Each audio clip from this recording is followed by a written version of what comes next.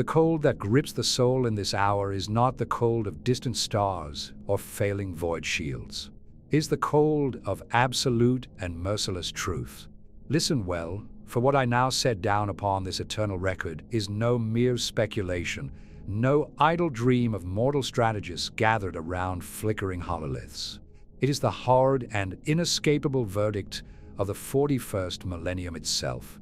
There is no way that the armies of the second millennium, even at the height of their fleeting power, could withstand the full wrath of the Imperium of Man.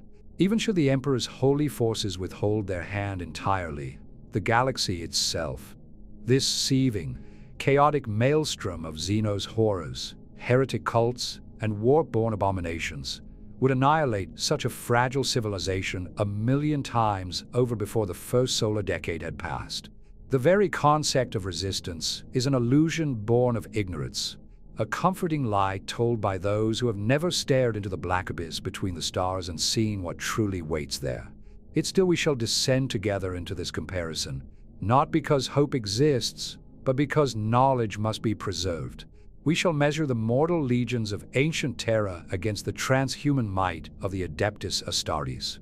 We shall weigh their weapons of fleeting steel and chemical propellant against bolter and plasma, their ironclad behemoths against the god machines of the Collegia Titanica, their fragile dominion of sky and orbit against the unassailable void fleets of the Imperial Navy. We shall examine their political thrones and industrial forges, their doctrines of limited war, and finally we shall walk the shadowed path of the Hypothetical Incursion. That terrible moment when the Emperor's angels discover the ancient cradle world once more, and the armies of a second millennium are forced to stand alone beneath the gaze of the immortal Imperium. This is no tale of balanced contest. This is a chronicle of inevitable doom, written in the blood of 10,000 years of unending war. For in the grim darkness of the far future, there is only war, and the second millennium was never meant to survive it. Yet even this truth, terrible as it is, must be measured in greater detail, for only by first understanding the fragile nature of the modern soldier across the world can one truly comprehend the abyss that awaits them. Hey guys, if you like the video, please leave a comment, like and subscribe. Your feedback and support is what moves me to make more videos like this. Anyway, enjoy the video. The hard and inescapable truth must be spoken first, for any lesser foundation would be an insult to the Emperor's eternal record. The armies of the second millennium, even at their most disciplined and technologically refined, stand as nothing before the mailed fist of the Imperium of Man. Their greatest victories, their most devastating campaigns, their most fearsome weapons of mass destruction, all of these are but the fleeting sparks of a single candle held against the roaring inferno of 10,000 years of ceaseless galactic war. The United States military of the year 2000, with its proud divisions, its carrier battle groups, its fleets of supersonic aircraft and precision-guided munitions, possesses neither the numbers, nor the resilience, nor the doctrinal purity required to endure even the smallest expeditionary force dispatched by the High Lords of Terra. Should the Imperium choose to unleash its full wrath, the conflict would not be measured in months or years, but in hours.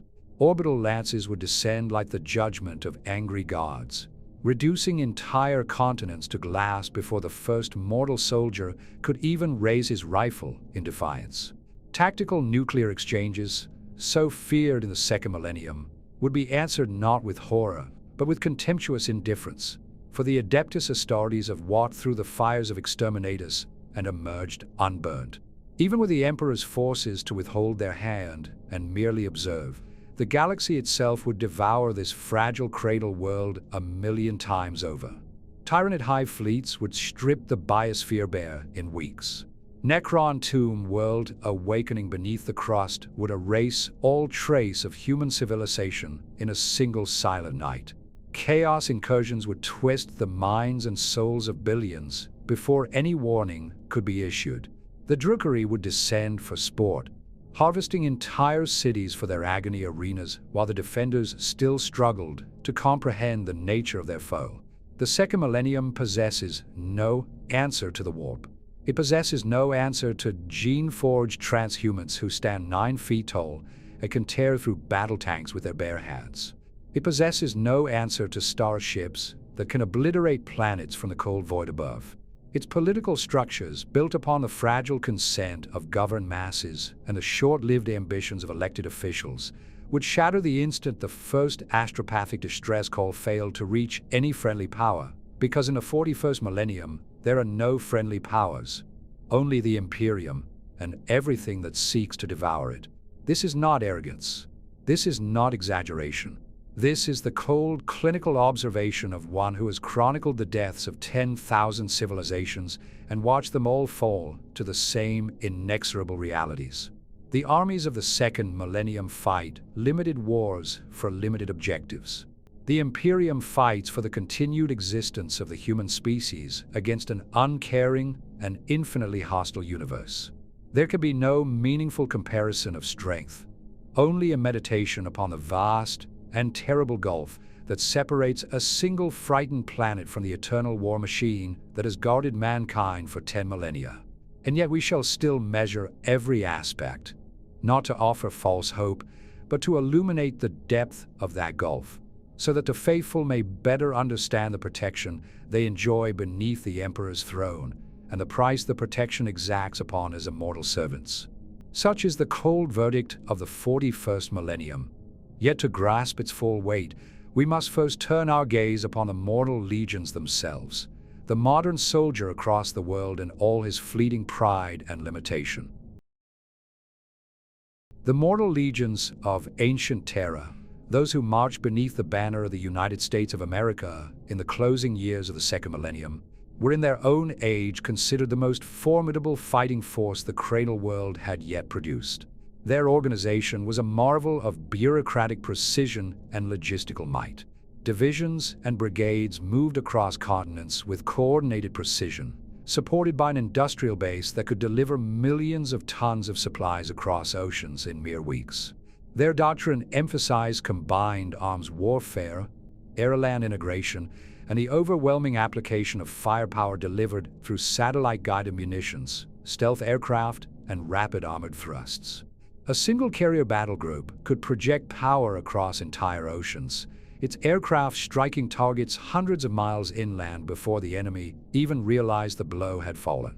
Infantry soldiers, trained to a high standard and equipped with night vision devices, body armor, and individual communications, formed the backbone of small unit tactics that had proven brutally effective against lesser foes. Yet when viewed through the unforgiving lens of the 41st millennium, these achievements reveal themselves as the fragile triumphs of species still blind to the true scale of galactic conflict. The United States military numbered roughly 1.5 million active personnel at its peak in that era, supported by several 100,000 reservists. Its armored formations could field perhaps 8,000 main battle tanks, its air wings fewer than 10,000 combat aircraft. Its naval power, while unmatched upon the surface of a single world, consisted of fewer than 20 aircraft carriers and a few hundred escort vessels, all of them bound to the thin skin of an atmosphere, vulnerable to any force capable of striking from orbit. Their greatest weapons, intercontinental ballistic missiles tipped with nuclear warheads, precision-guided bombs, and cruise missiles, carried yields measured in kilotons. In the Imperium, such devices are regarded as little more than tactical irritants, the kind of ordnance a single company of Adeptus Astartes might shrug off while advancing through a burning hive city. The mortal soldiers themselves, though brave and well-disciplined, remained entirely human. They bled when struck by small arms fire. They died when exposed to chemical agents or high-explosive shells. They required food, water, sleep, and medical evacuation. Their command structure depended upon fragile chains of communication that could be severed by the simplest electromagnetic pulse or the death of a single senior officer. Most damning of all was the limitation of their imagination. They fought wars of limited duration and limited objectives. They measured victory in territory gained or political concessions extracted. They had never faced an enemy that did not share their basic biology, their basic psychology, or their basic mortality. They had never encountered beings who could rip a battle tank apart with their hands, who could survive in hard vacuum without armor, who could wield weapons that fired miniature suns, or who drew strength from the raw malevolence of the Imperium itself. The armies of the second millennium were the finest expression of a single planet's martial tradition, proud, professional, and technologically sophisticated within the narrow bounds of their own era. But they were still only mortal men and women, fighting with mortal tools from mortal causes. They possessed no gene seed to transform their bodies into living weapons. They possessed no void shields to turn aside macro cannon fire. They possessed no faith in the Emperor to steel their souls against the horrors that wait beyond the stars. And so, as we turn our gaze from these proud but doomed legions toward the immortal angels who serve the Golden Throne, the gulf between them becomes not merely wide, but absolute, a chasm carved by 10,000 years of unrelenting war, across which no bridge of mortal ingenuity can ever be built. Thus stand the proud but mortal armies of the second millennium. Now behold what rises against them. The Emperor's angels of death, forged not of flesh alone, but of gene seed and unyielding ceramite. The Emperor's angels of death. That title alone carries more terror and reverence than any mortal army has ever earned in the brief span of its existence. Where the legions of the second millennium were forged from ordinary men and women bound by mortal limits, the Adeptus Astartes were wrought by the Emperor's own hand as something far greater. Living weapons clad in ceramite and gene seed, each one a cathedral of war built upon a foundation of 19 sacred organs that transform flesh into something both more and less than human. A single Space Marine stands 9 feet tall in his power armor, weighs more than a ton. It can march for weeks without rest, fight for days without sustenance, and survive injuries that would reduce an entire platoon of second millennium soldiers to torn meat. His muscles are layered with additional synthetic fibers. His bones are fused with adamantium-laced ceramic. His heart is doubled. His lungs can filter toxins that would melt the flesh from mortal bones. His mind is conditioned through hypno-indoctrination and psycho-indoctrination to feel no fear, no hesitation, and no mercy toward the enemies of mankind. A single company of 100 Adeptus Astartes can conquer a hive world that would require the full commitment of the United States military and its allies for years of grinding attritional warfare. They do not merely fight, they are the embodiment of war, where mortal infantry advance under covering fire and seek cover behind ruined walls. A Space Marine charges through storms of bullets and shrapnel with the cold certainty that only the most extreme ordnance has any hope of slowing him.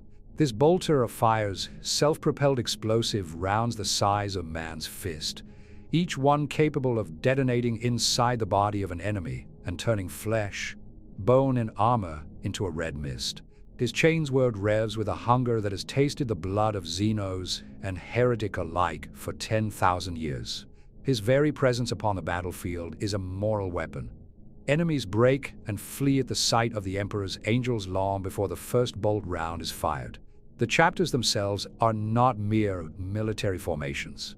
They are semi-autonomous crusading orders, each one a sovereign realm of war with its own history, traditions, homeworld, or fleet, and gene lines stretching back to the Primarchs.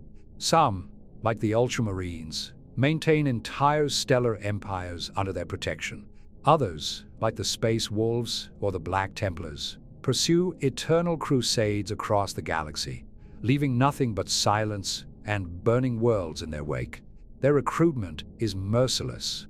Only the strongest children of the most warlike cultures survive the trials of implantation and indoctrination. Those who fail die. Those who succeed become something no second millennium soldier could ever hope to equal, a transhuman instrument of the Emperor's will.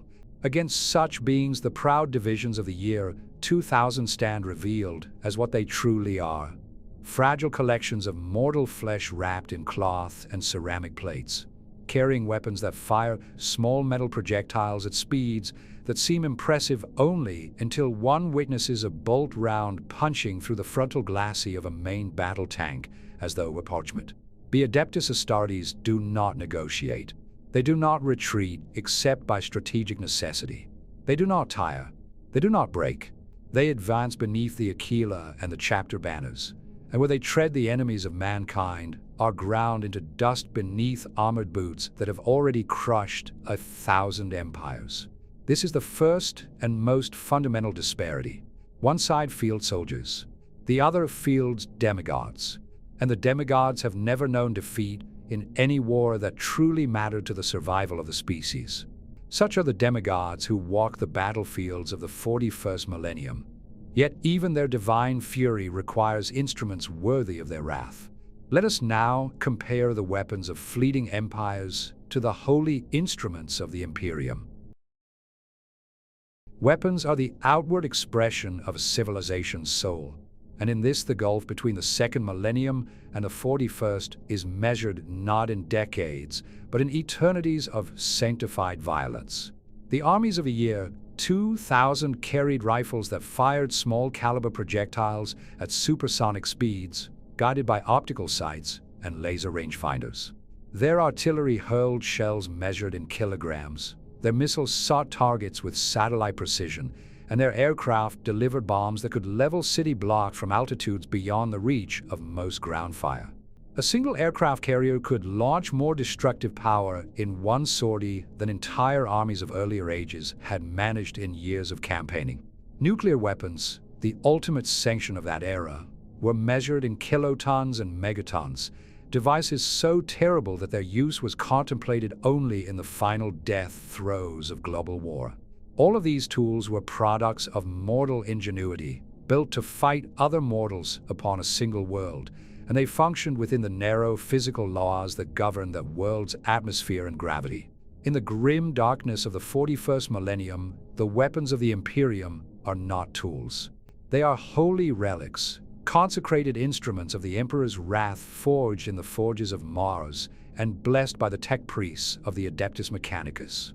The bolter, sacred weapon of the Adeptus Astartes, fires .75 caliber explosive rounds propelled by their own miniature rockets, each shell armed with a mass-reactive warhead that detonates after penetrating armor, turning flesh and bone into expanding clouds of superheated gas. A single Space Marine can carry enough ammunition to annihilate an entire company of second millennium infantry before needing to reload. The plasma gun projects bolts of sunfire contained within magnetic fields, capable of melting through the thickest tank armor and leaving behind pools of slag where men once stood. The meltagun focuses microwaves into a beam that flash vaporizes matter in an instant, reducing armored vehicles to bubbling ruin at ranges that would render second millennium anti-tank weapons useless. Even the humble lasgun, standard arm of the Astra Militarum, delivers coherent beams of energy that can punch through steel plate without recoil and never requires ammunition beyond the power cell that can be recharged for battlefield generators. Where the second millennium relied upon chemical propellants and explosive chemistry, the Imperium wields the power of captured stars and the forbidden sciences of the dark age of technology. Macro cannons mounted upon void ships fire shells the size of hab blocks across thousands of kilometers of space. Lances channel pure energy sufficient to slice through planetary crusts. Virus bombs and cyclonic torpedoes render entire worlds lifeless in hours, not through brute force alone, but through mechanisms that unravel the very biology or geology of a planet. Titan weapons, plasma annihilators, volcano cannons, and apocalypse missiles operate on scales that make the greatest nuclear arsenal of the second millennium seem like children's fireworks. The disparity is not merely one of power, it is one of philosophy. The weapons of the year 2000 were designed to minimize collateral damage when politically convenient and to maximize it when necessary. They were constrained by treaties, rules of engagement, and the fear of mutual destruction. The weapons of the Imperium are designed for one purpose only: the complete and total annihilation of the Emperor's enemies, without hesitation, without mercy, and without the slightest regard for the survival of any world that harbors them. A single squad of tactical space marines, equipped with bolters and heavy support weapons, could, in the space of one afternoon, achieve a level of destruction that would require the full strategic air command of the United States to equal, and they would do so while advancing under fire that would have shredded any mortal formation. The soldiers of the second millennium looked upon their rifles and missiles with pride, believing them the pinnacle of human achievement. They could not know that 10,000 years later their descendants would view such devices with the same pity one might feel for a flint-tipped spear. From the 41st millennium, the Emperor's servants do not merely possess superior weapons. They are the weapons, and every bolt, every beam, every blessed shell is but an extension of the immortal will that guides them. These are the sacred weapons that rend the stars themselves. But what are the hands that wield them? Come and witness the gulf between fragile flesh and blood and the living weapons known as the Adeptus Astartes. If you enjoy the video, please hit that like button, comment, and subscribe. Now let's get back to the video. Flesh and blood against Ceramite and gene seed. This is where the comparison descends from abstract measures of firepower into the intimate, terrible reality of what it means to stand upon the battlefield as a man versus what it means to stand as an angel of death. The infantry soldier of the second millennium was, at his finest, a highly trained professional. He wore layered body armor of ceramic plates and ballistic fiber that could stop rifle rounds and shrapnel. He carried an assault rifle accurate to hundreds of meters, night vision goggles that turned darkness into green daylight, and a radio that linked him instantly to commanders and supporting fire. He moved in fire teams and squads, using cover, suppressive fire, and coordinated maneuver to close with the enemy. His courage was real, his discipline hard-won, and his willingness to lay down his life for comrades and country beyond question. Yet he remained entirely mortal. A single bullet to an unprotected joint, a fragment of shrapnel in the neck, the blast wave of an artillery shell, any of these could end him in an instant. He required sleep, water, food, and medical attention. When wounded, he screamed. When overwhelmed, he broke. When faced with an enemy that did not fear death and could not be killed by conventional means, his training offered no answer. Compare this fragile vessel of flesh to the gene-forged transhuman who bears the title Adeptus Astartes. From childhood, the aspirant is subjected to trials that would kill any second millennium soldier outright. Those who survive receive the 19 sacred implants that rewrite every system of the body. The os modula hardens bones until they rival adamantium in density. The Biscopia and hemostamine flood the system with hormones that drive muscle growth to superhuman levels. The multi-lung and oolytic kidney allow survival in toxic atmospheres and the rapid neutralization of poisons. The oculobe grants vision in near-total darkness. The catalepsian node permits the warrior to remain conscious and combat effective for weeks without true sleep. The neuroglottis and hemophagia grant the ability to taste truth in blood and absorb genetic memory from the flesh of the fallen. Layered upon these gifts is power armor, a suit of ceramite and plasteel that turns aside heavy machine gun fire as though it were rain, amplifies the wearer's already godlike strength. It contains life support systems that can sustain the space marine in hard vacuum or the crushing depths of an ocean trench. A single Adeptus Astartes can tear a main battle tank apart with his hands, punch through reinforced concrete with a single blow, and sprint at speeds that would leave any mortal athlete far behind. He feels pain, but pain is merely data. It does not slow him. He bleeds, but the blood clots almost instantly, and Alarimin's organ floods the wound with scar tissue within moments. He can fight for days, surrounded by the corpses of enemies who fell on the first minutes of contact. Where the second millennium soldier relies upon his squad for survival, the Space Marine is a self-contained engine of destruction, each warrior capable of functioning as an entire platoon of mortal infantry. A tactical squad of 10 can hold a breach against thousands. A single Terminator can walk through a storm of anti-tank fire and emerge with his armor scorched but his purpose unbroken. The psychological chasm is even wider than the physical. The soldier of the year 2000 fought for flag, for family, for the promise of return. The Space Marine has had all such mortal attachments burned away by psycho-indoctrination. He does not hope to survive.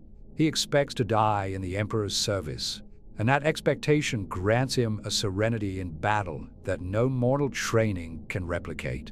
He charges in his certain death not with desperation, but with the cold certainty that his sacrifice buys time for the Imperium. His battle cry is not a plea for victory, but a declaration of faith. For the Emperor, words that have echoed across 10,000 years of slaughter. Thus, the infantry comparison is not a contest, it is an autopsy. One side fields men who can be killed by any sufficiently determined enemy. The other fields demigods who are never truly alive in a mortal sense to begin with. Only instruments of divine wrath wrapped in gene-forged flesh and sacred armor. And the instruments do not break. Flesh and blood against ceramite and gene seed. A contest already decided, yet the disparity grows only wider when we measure the iron behemoths of the second millennium against the colossal war machines of the Imperium. Behemoths of steel and Promethium against the god machines of the Collegia Titanica. Here the comparison moved from the scale of the individual warrior to the scale of war itself, where the iron colossi of a second millennium are revealed as little more than children's toys left upon the battlefield of eternity. The main battle tanks of the year 2000 were masterpieces of their age. The M1 Abrams, with its composite armor, smoothbore 120mm cannon, and turbine engine, could strike targets at ranges exceeding 3 kilometers while moving at highway speeds. Its depleted uranium rounds could penetrate the frontal armor of any contemporary adversary. Its reactive armor and active protection systems promise survival against shape-charge threats. An armored brigade of such vehicles, supported by infantry and attack helicopters, could smash through enemy lines with overwhelming shock and firepower. Artillery pieces hurled shells weighing dozens of kilograms across dozens of kilometers. Self-propelled howitzers delivered precision-guided munitions guided by satellite and drone. All of these machines burned Promethium, that ancient and precious liquid, and required vast logistical trains of fuel trucks, maintenance crews, and spare parts to remain operational for more than a few weeks of sustained combat. They were formidable upon the surface of a single world, yet they remained bound to gravity, to atmosphere, and to the fragile mechanics of mortal engineering. In the 41st millennium, the war machines of the Imperium are not vehicles. They are cathedrals of war, walking temples dedicated to the machine god and the Emperor, crewed by tech priests and servitors whose very flesh has been fused with sacred mechanisms. The Lehman Russ battle tank, named for the pre-march of the Space Wolves, mount a battle cannon that fires shells the size of a mortal man and can reduce entire formations to ruin with a single salvo. Its hull is clad in thick adamantium and ceramite plate that laughs at the depleted uranium rounds of the second millennium. Its tracks grind over rubble that would swallow any modern tank, and its engine sings with the fury of captured plasma. A squadron of such vehicles can advance through nuclear firestorms and emerge blackened but unbowed. Above them stride the true titans of the battlefield. The Warhound Scout Titan, smallest of its kind, stands 15 meters tall and carries weapons capable of leveling city blocks. The Reaver Battle Titan towers twice their height, armed with megabolters, plasma blast guns, and apocalypse missile launchers. The Warlord Titan, the Emperor's wrath made metal, rises more than 30 meters into the smoke-choked sky, its carapace bristling with enough firepower to annihilate an entire armored division of the second millennium in moments.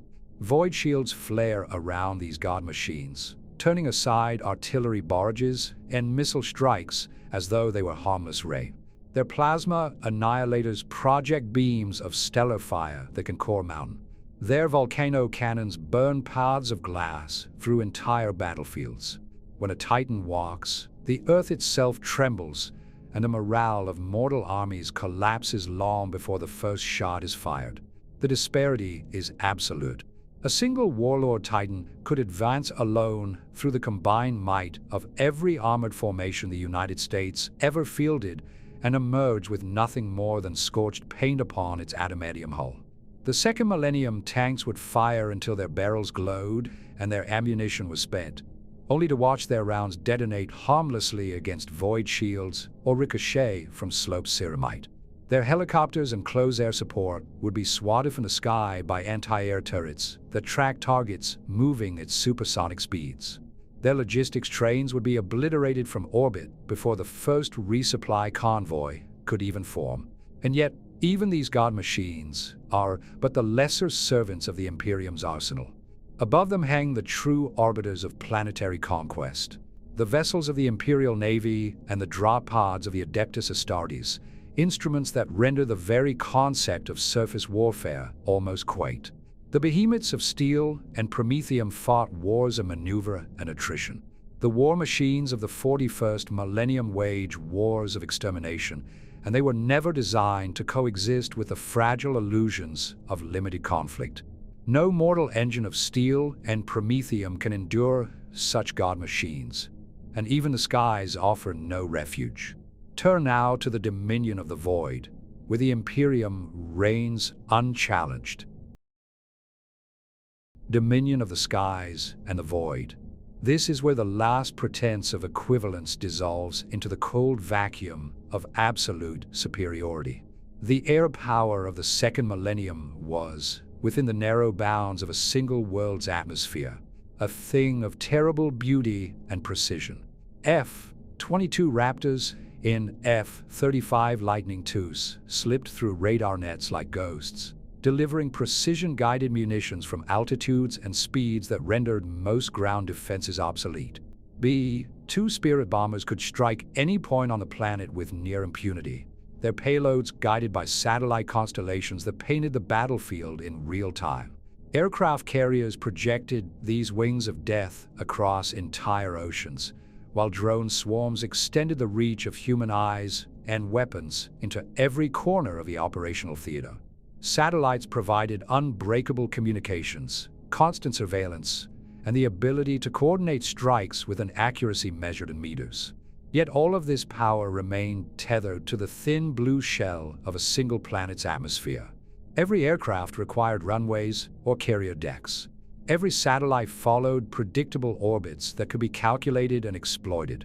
Every pilot and operator was a mortal soul housed in fragile flesh, vulnerable to G-forces, hypoxia, and the simple failure of life support systems.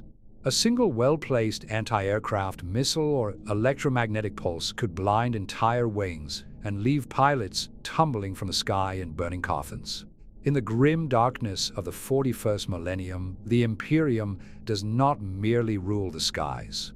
It owns the void between stars and bends the heavens themselves to its will.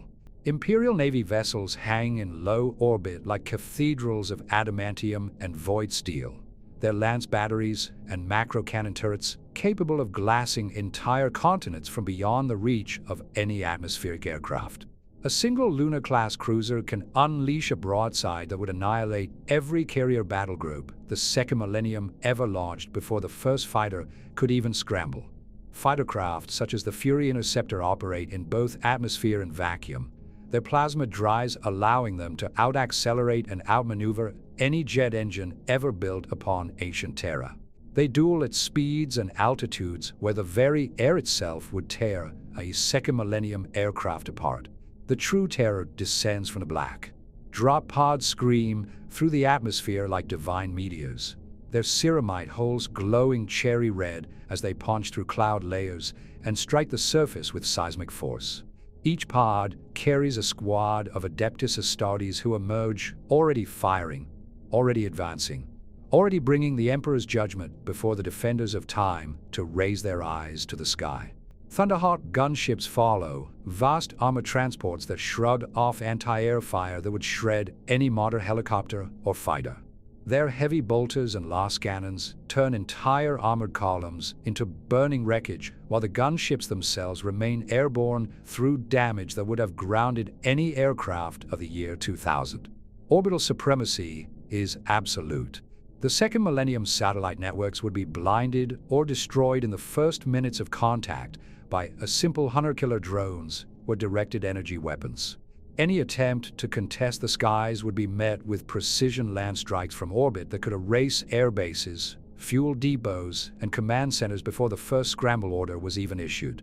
The very concept of air superiority becomes meaningless when the enemy can strike from beyond the atmosphere with weapons that treat the planet's gravity, well, as a minor inconvenience. And above even these instruments hang the greatest arbiters of void dominance, the battleships and grand cruisers of the Imperial Navy, leviathans kilometers long whose shield can withstand the concentrated fire of entire modern navies, and whose weapons can crack a world's crust from geostationary orbit. They do not fight for control of the skies.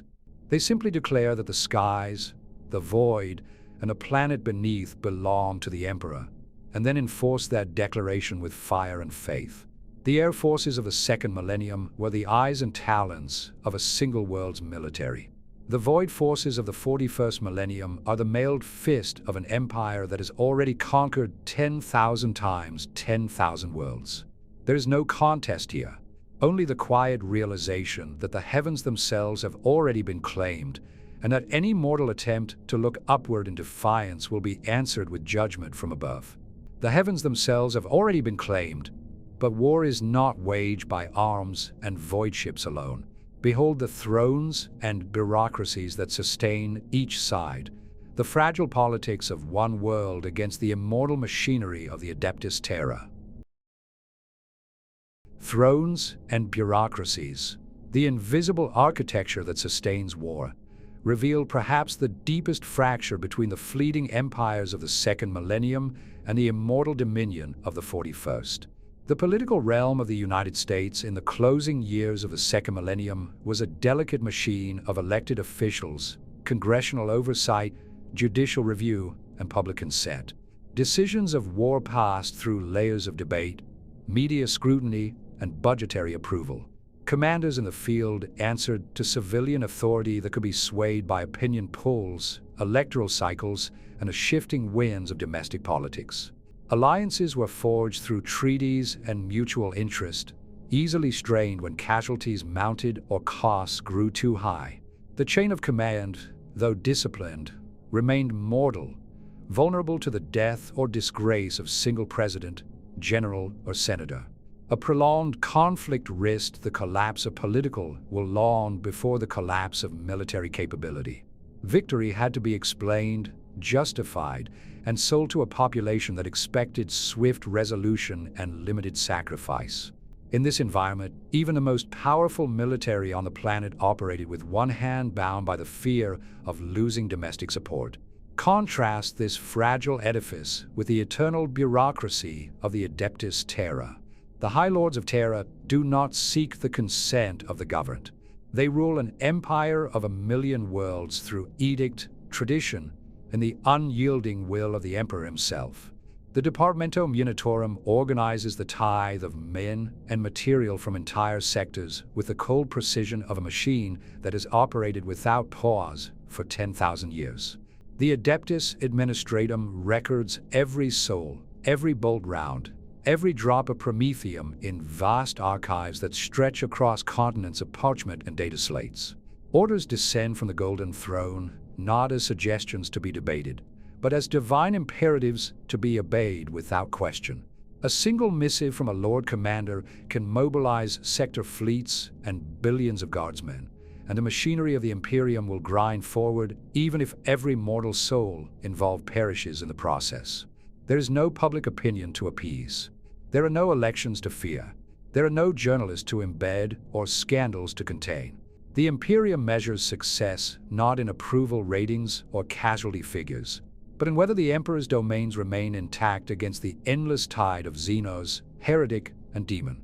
A campaign that costs the lives of 10 billion souls is recorded as an acceptable expenditure if it secures a vital forge world or denies a foothold to the archenemy. Commanders who fail are not impeached or retired with honors.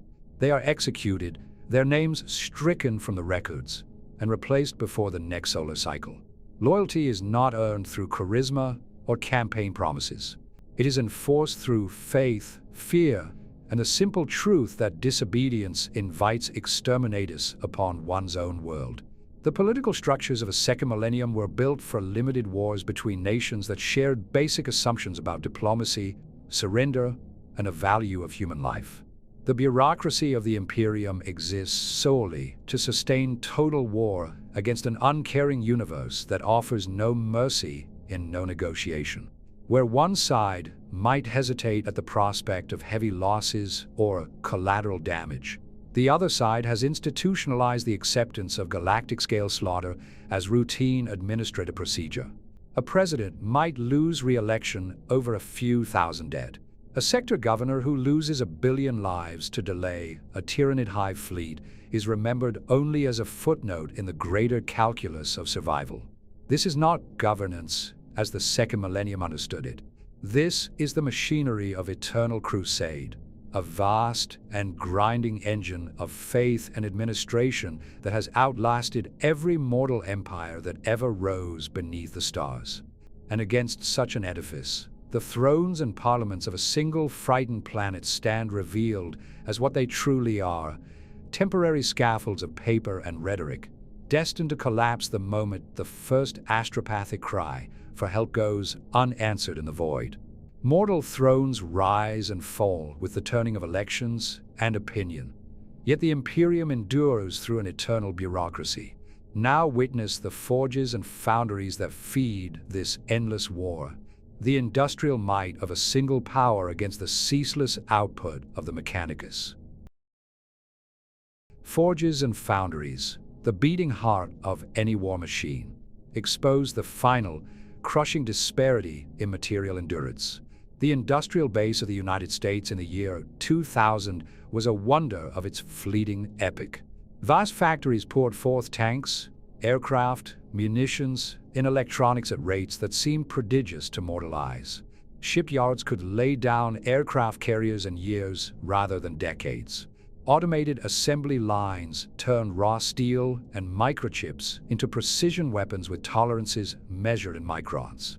Global supply chains stretched across oceans, delivering rare earth minerals, oil, and components from every continent. A single defense contractor could produce thousands of guided missiles in months, while the national economy sustained continuous innovation through competition and capital. Yet all of this rested upon fragile foundations: finite reserves of petroleum, vulnerable sea lanes, limited mining output, and a civilian population whose willingness to sacrifice for war could evaporate with the evening news. A prolonged high-intensity conflict would exhaust stockpiles in weeks, strain economies to breaking point, and force reliance on allies whose own forges might falter under similar pressure. The entire industrial might of that single nation, impressive though it was, could sustain perhaps a few years of total war before the wheels of production ground to a halt beneath the weight of attrition and resource depletion. In the grim darkness of the 41st millennium, the forges of the Adeptus Mechanicus are not factories. They are planetary cathedrals consecrated to the Omnicia, where entire worlds have been given over to the eternal labor of production. Forge worlds such as Mars, Griffin 4, or Styges 8 are continents of smokestacks and assembly temples that have thundered without pause for 10,000 years. Their output is measured not in thousands of vehicles, but in billions of lost guns, trillions of bolt shells, and fleets of warships constructed from the bones of dead stars. Servitor legions labor without sleep or complaint, their organic components replaced by blessed augmetics, until only the will of the machine god remains. Tech priests chant binary litanies as they consecrate each rivet and circuit with sacred oils and incense. Entire hive cities are dismantled and reforged into the hulls of battleships. Asteroid belts are strip mined by automated harvesters the size of mountains. Promethium refineries the size of seas burn day and night to feed the endless hunger of the Imperial war machine. The Imperium does not negotiate for resources. It tides them. A single forge world can outproduce the entire military-industrial complex of the second millennium in a single solar month, and it will continue to do so long after every mortal worker of that ancient nation has turned to dust. When losses mount, the Mechanicus does not slow production to mourn or recalculate budgets. It simply redirects entire populations into the forges, replaces fallen servitors with fresh flesh, and offers prayers of gratitude for the opportunity to serve. Rare minerals that would have sparked global conflicts in the second millennium are harvested from death worlds or reclaimed from the wreckage of previous crusades. Entire planets are strip-mined to their cores and then abandoned as lifeless husks once their bounty is exhausted. Where the forges of the year 2000 required human incentive, shareholder returns, and political stability to function, the forges of the Mechanicus require only faith and the unyielding command of the Omnicia. They have sustained galactic war across 1,000,000 worlds for 10 millennia without ever pausing to ask whether the cost was too high. A single lost hive spire is replaced by the labor of 1,000,000,000 indentured souls before the next cycle of the blessed cock. The concept of war economy does not exist because the entire Imperium is a single, eternal war economy whose only purpose is the survival of mankind against the dark. Thus, the industrial comparison is not one of scale alone, but of philosophy and endurance. One side could field impressive armies for a handful of years before its foundries fell silent and its people demanded peace. The other side has kept its forges roaring across 10,000 years of unrelenting slaughter, replacing every lost titan, every burnout tank, and every fallen space marine with fresh instruments of holy wrath. And it will continue to do so until the Emperor himself rises from the golden throne or the last star burns cold. The forges of the second millennium were mighty in their day. The forges of the 41st millennium are the reason the Imperium still stands, an unending river of steel, faith, and sanctified violence that no single planet can ever hope to match or outlast. No forge of the second millennium can match the eternal hunger of the Mechanicus. And so we come at last to the final shadow upon this chronicle, the hypothetical incursion, when the Emperor's forces discover the ancient cradle world once more. The hypothetical incursion, that shadowed path where the Emperor's eternal gaze turns once more upon the ancient cradle world of holy Terra in its forgotten youth. Imagine, if the cold calculus of the warp will permit such a vision, the moment the auspex arrays of an Imperial battle fleet pierce the veil of unreality and detect a blue-green orb spinning quietly in an uncharted sector. No astropathic choir greets them, no orbital fortresses exchanges sentinel, no tithe records exist in the vast ledgers of the administratum. Only silence, primitive emissions, and the faint pulse of civilization that still believes itself alone in the void. The fleet's captain, a hardened servant of the Imperial Navy, would consult the lexicons and the orders of a day. The planet bears the genetic markers of baseline humanity. It has not yet fallen to Xeno's infestation or open heresy. Protocol is clear. Compliance must be brought. First come the scouting elements, sleek escort vessels slipping into high orbit under cloak of auspex dampeners. Then the reconnaissance thunderhawks, their engines howling as they breach the atmosphere and sweep across continents that still bear the scars of second millennium borders. Within hours, the first picked feeds reach the flagship, sprawling hive sprawls of glass and steel that the locals call cities, iron roads carrying primitive ground vehicles, fleets of aircraft that dart like startled insects beneath the clouds. The tech priests aboard the fleet would murmur binary prayers of disappointment at the crude level of machine spirit integration.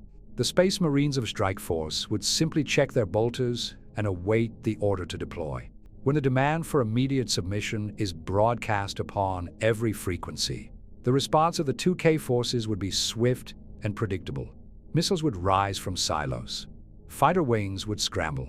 Naval vessels would attempt to reposition for surface-to-orbit fire. For a brief, heroic moment, the armies of the second millennium would believe they faced an enemy they could understand. Perhaps a rogue state, perhaps an unknown foreign power. Their satellites would try to track the invaders. Their command centers would issue orders for coordinated counterstrikes. Their soldiers would dig in behind reinforced positions and await the coming storm. Then the judgment would descend. Drop pods would fall like divine meteors, shattering runways and command bunkers on impact. Adeptus Astartes would emerge, already firing, their bold guns turning armored columns into expanding spheres of fire and shrapnel. Leman Russ squadrons would grind forward across fields and highways, their battle cannons erasing entire brigades in single salvos. From low orbit, land strikes would carve glowing canyons through the densest concentrations of resistance, turning carrier groups into boiling slag upon the oceans and air bases into lakes of glass. The proud divisions that once believed themselves the masters of their world would discover that their most advanced weapons could not even scratch the void shields of the smallest escort vessel. Their nuclear arsenals, unleashed in desperation, would be answered by cyclonic torpedoes that rendered entire continents uninhabitable before the fallout could even settle. The political machinery that once guided those mortal armies would collapse within the first day. Presidents and generals would issue frantic orders that no one could execute. Communication networks would fail under the weight of orbital jamming and the simple reality that no reinforcement would ever arrive. Alliances forged in the second millennium would prove meaningless when the enemy came from beyond the stars. Some would surrender. Most would fight on in scattered pockets of defiance, their courage magnificent yet ultimately futile. The Adeptus Astartes would not hate them for resisting. They would simply purge them as any other uncatalogued human population that had not yet learned to kneel before the Emperor. Within weeks, the cradle world would be brought to compliance. Its surviving population would be tithed, its industries repurposed to serve the machine god, its history rewritten to acknowledge the Emperor as the eternal savior who had returned to claim his ancient birthright. Those who adapted would be integrated into the Astra Militarum or the labor corps of the Administratum. Those who could not would be cleansed. The planet itself would be renamed in the rolls of the Imperium, perhaps as a shrine world, perhaps as a recruitment tide source, perhaps simply as a footnote in the greater chronicle of the Great Crusade renewed. This is not a war of equals. It is the inevitable reclamation of a lost child by a stern and unforgiving father who has already buried 1 million such children beneath the weight of necessity. The 2K forces would fight with all the valor and ingenuity their era could muster. They would die bravely. They would die in numbers beyond any conflict their history had ever recorded. And in the end, they would discover the same truth that every other mortal civilization has learned when the Imperium arrives. There is no victory to be won against the Emperor's will, only the choice between submission and extinction. And so the chronicle draws to its close, as all things must in this grim darkness of the far future. We have walked the cold path of truth together, from the fragile legions of the second millennium to the immortal wrath of the Adeptus Astartes, from weapons of fleeting steel to the holy instruments of the Emperor's eternal war, from mortal thrones and forges to the moment when the cradle world itself stands beneath the unblinking gaze of the Imperium. There was never balance here. There was never hope of victory. There was only the vast and terrible gulf that separates a single frightened planet from the war machine that has guarded mankind across 10,000 years of unending night. Let this record stand as both warning and reminder. The Emperor protects, but his protection is forged in fire, in faith, and in the ceaseless sacrifice of his angels. In the 41st millennium, there is only war, and the second millennium was never meant to survive it. Thank you, my lord, for listening to this chronicle. Hey guys, I want to show my face to thank you all for watching, especially all the 8 subscribers that subscribed as of the time of recording. Thank you all for the support. This video was inspired by the recent conflict in Middle East that got me thinking if we do stand a chance when we have to face the army in Warhammer 40k. I made the video to explore the idea of it and that the whole thing you just watch. Anyway, subscribe, comment, and like if you enjoy, and again, thank you.